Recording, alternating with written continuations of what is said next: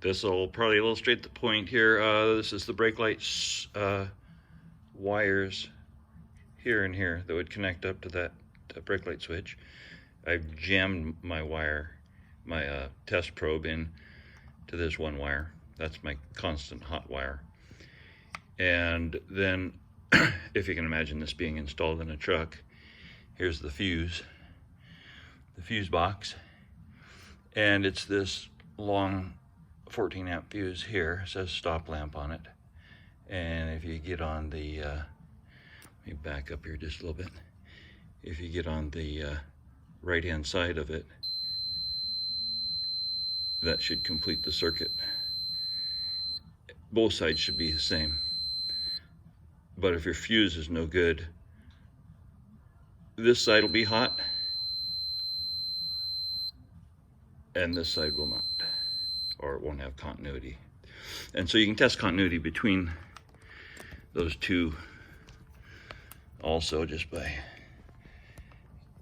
getting in here, and that tests the fuse right there by going from one connector to the other. If it doesn't beep continuity mode, or if you have power, test light should work from ground to either side.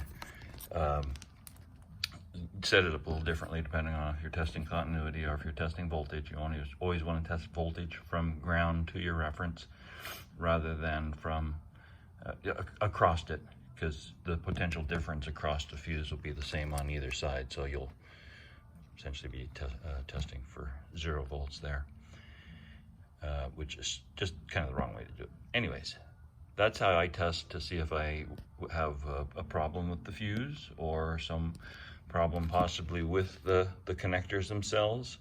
They can become tarnished, but all it's doing here is the orange wire number 8 is right there, and that goes up to the orange wire on the flasher, which branches to the red wire, which goes to this connector on the master cylinder. Now, these wires are hashed, of course, but that's the circuitry of it. Hope that helps.